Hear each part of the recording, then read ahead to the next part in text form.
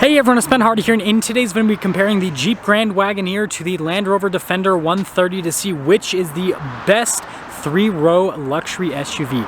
Before we get in this video though, a huge shout out and thank you to the Larry Chandler Dodge Ram Jeep Cresta here in Sandy, Utah for giving me some time with this Jeep Grand Wagoneer. I'm going to include a link to their inventory in the description down below so you can check out what they have currently. And then on a side note, if you want to save time and money the next time you purchase a car, link to my car buying guide in the description down below. Let's get into it.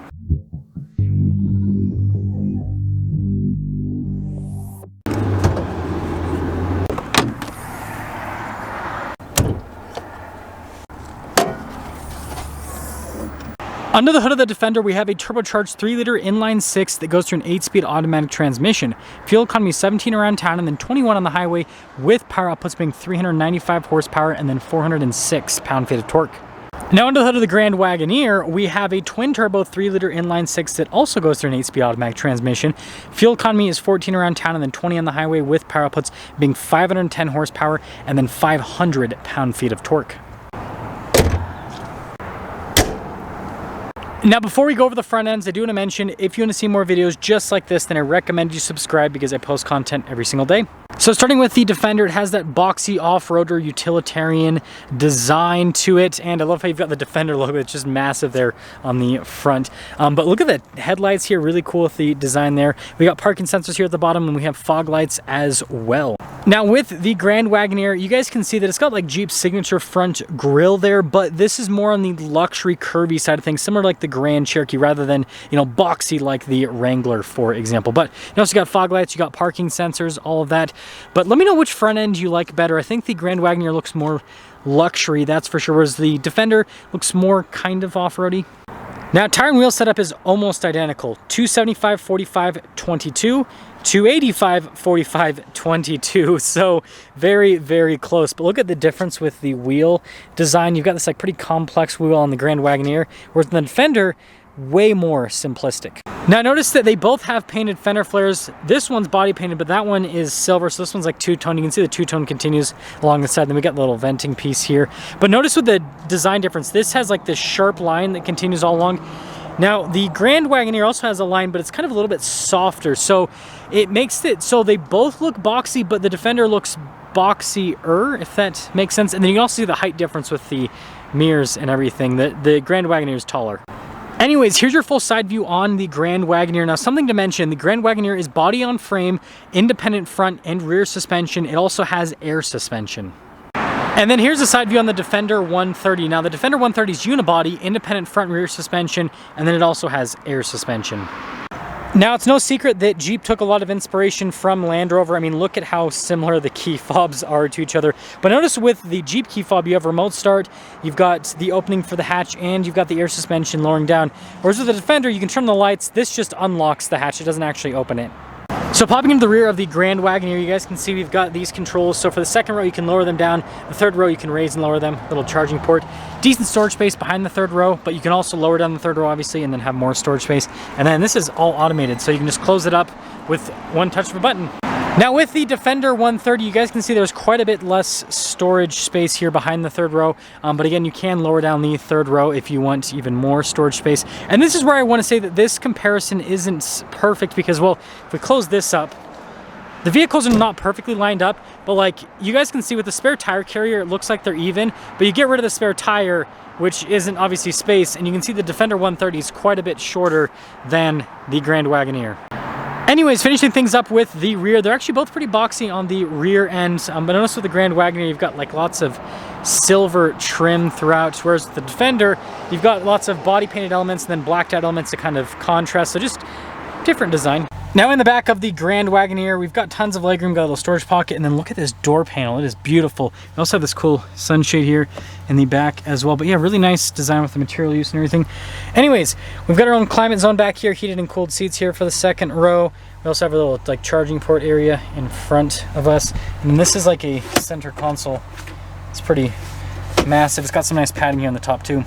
Now in the third row of the Grand Wagoneer, legroom is really solid, and it's actually pretty nice here. Like we've got nice padding for the armrest. We got this to move the seat, some USB action as well. And the seats back here look really nice, just like the second row seats, which I didn't really show you, but I mean, you guys can see they're like the same seats. And then headroom back here is also really good. And we've got like our own sunroof here in the back as well. Now there's a bit less legroom here in the Defender, but it's still pretty dang spacious. We still have climate controls. We also have heated and cooled seats back here. And then you guys can see with the door panel, way more utilitarian with the design, which I think is pretty sweet. And then by the way, here are the seats. They're really nice leather. You can see perforated all down the center.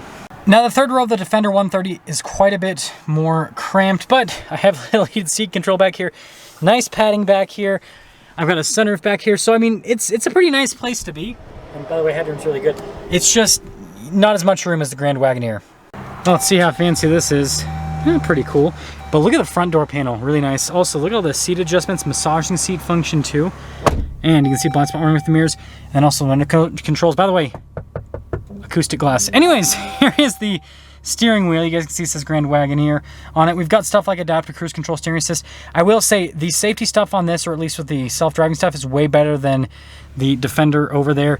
This actually keeps you in the center of your lane and everything. Anyways, look at the digital gauge cluster here. Pretty cool. Got the night vision too. That's so funky looking. But popping it into reverse, you guys can see we've got a 360 camera system here with this. And then as for the infotainment system, it's got good response time. It's pretty easy to use. It's just Jeep's normal unit. Actually, as I say, it has good response time. That took forever to load up. Heated and ventilated seats here for the front, which makes sense. Got your climate controls just down below there. And then look at all this charging port action. And then notice we got this. We can press to close this up if we want. And then it doubles as another screen, which lets you control stuff like the massage seat function. So there's lots of screen action. There's also a passenger screen as well, if that wasn't enough screen action for you. And then you guys can see the rest of the controls. Some big stuff is, notice tow haul mode. We actually have that, and this is turned on the passenger screen. This right here is to adjust the air suspension. Got your dial shifter here. Range Rovers used to have dial shifters, but they got rid of them because Jeep put it in their vehicles. Funny enough. Your drive mode select, which you can see there's quite a few different drive modes. We actually have four-wheel drive low. We've got off-road cruise control. And then you guys can see here at the center console, and this pretty much the same as the rear one, actually. And it is refrigerated. Cool. Got a nice padding there. And then it says Grand Wagoneer. And then look at the dash here at the material use. And then this actually has a camera rear view mirror. And I almost forgot to mention, there's a glove box. And then we've got a full panoramic sunroof. And then it does have like a nice premium headliner. It's not going to show up on camera very well. Maybe like kind of, you can see the leather on the grab handle and then the headliner. It's pretty nice. Okay, back in the Defender. Pretty sweet. And then again, utilitarian design on the door panel. I mean, look at like the exposed rivets and everything. And then also blind spot warning with the mirrors. We don't have massaging seats though. And the seat adjustments, by the way, are on the side of the seat, not in the door panel. Anyways, with the steering wheel, you can see again, it's got like a rugged appearance to it.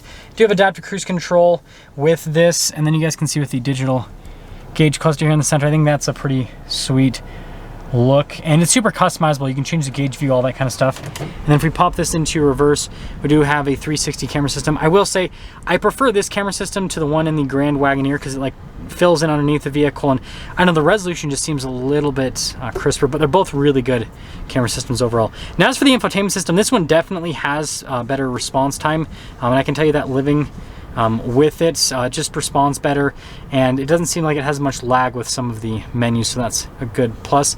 And then notice the controls here. You've got like multi-select stuff, so you can do the seats, for example. You can change the drive mode, you can change the fan speed. Like there's so many controls built into those little dials. Adjustment for the air suspension, your hill descent control. And you guys can see the low range as well. And then look at the center console area. Again, way different with the design, but we still have a refrigerated center console, by the way. And then notice the glove box. And then yeah, look at like the dash here with the material use. And then we have a camera rear view mirror, just like the Jeep. And then we've got a full panoramic sunroof.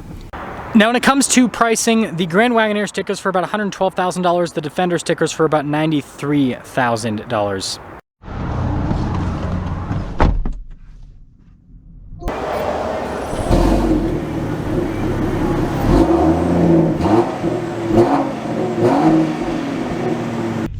Well, we're going to start off in the Defender. We're going to go over to the Grand Wagoneer. The reason we're going to start off in the Defender is we're going to see if I feel like I am gaining anything or losing anything from going from the Land Rover to the Jeep? I think that'll be the interesting question, because again, this is a situation where I'm not going to say Jeep was like a full-on copycat, but like they took a lot of inspiration from Land Rover.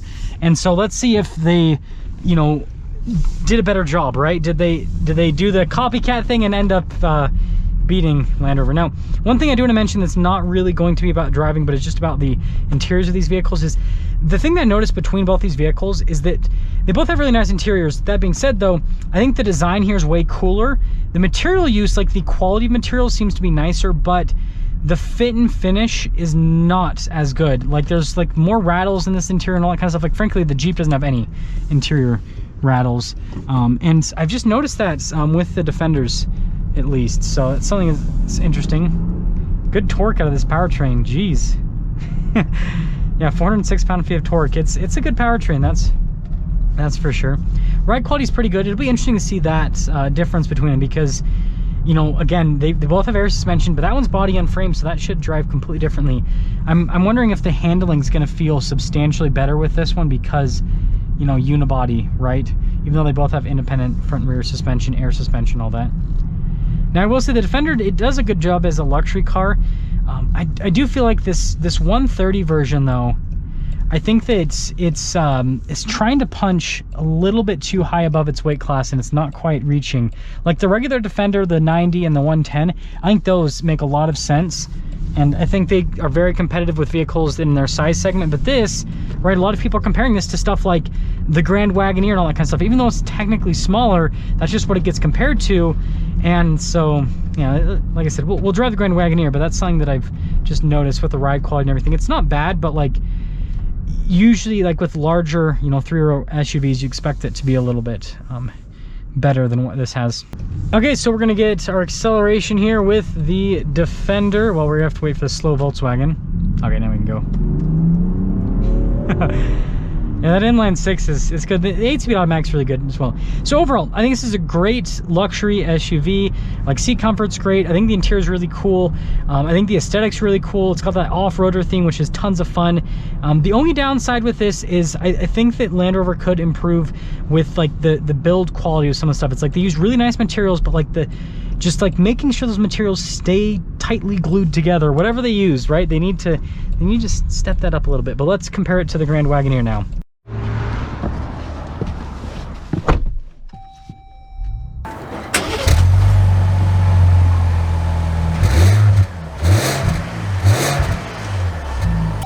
Okay, well, let's set off here in the Grand Wagoneer and let's get this massage going.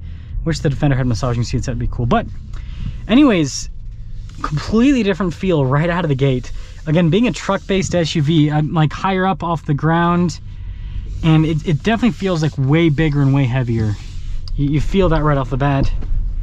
I will say though, like the suspension over bumps, it doesn't feel better. I thought it might be better because of the larger size and everything. Am I in the, let me make sure I'm in the, I was in aero mode, so I'm gonna pop it up. Maybe it's because I was in aero mode, so it's, you know, didn't have as much travel. So now we're in normal ride height, so maybe that'll help out quite a bit with the ride quality over the bumps.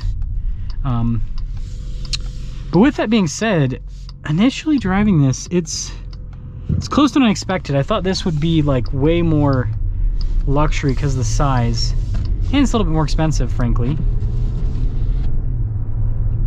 Yeah, it drives really well. Going over the bumps and stuff, it absorbs things really well. But again, it definitely feels like way more truck-like, that's for sure. It feels floatier. The steering's not as like direct. There's way more body roll. Again, that's to be expected, right? It's the price you pay for size. But it drives really well, and there's really good torque out of this powertrain. Again, this has way more horsepower and torque than the powertrain of the Defender, but it's also a bigger vehicle, so I don't think this is probably going to feel any quicker, to be honest. I imagine they'll probably feel pretty similar. I will say, this powertrain, it feels like it takes a little bit longer to get the torque than the Defender does, which is interesting. They're a lot closer than I expected. I'm impressed. They're a lot closer than I expected.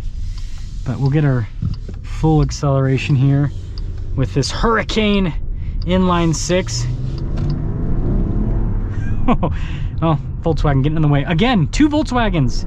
Okay, let's try it again. Oh, I like the sound of this. This thing sounds cool.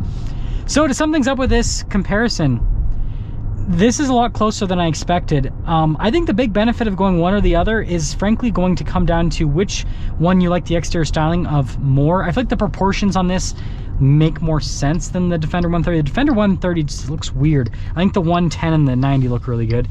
And then, you know, interior space, how much interior space you need. Like if my wife came up to me tonight and said, hey, we're having triplets, I'm gonna get a vehicle this size. Like the Defender 130 has a 3rd row, but it's like not super, I mean, you guys saw it's not the most usable, whereas this 3rd row is actually usable and you have trunk space, and you can get an L version of this, right, which has even more trunk space.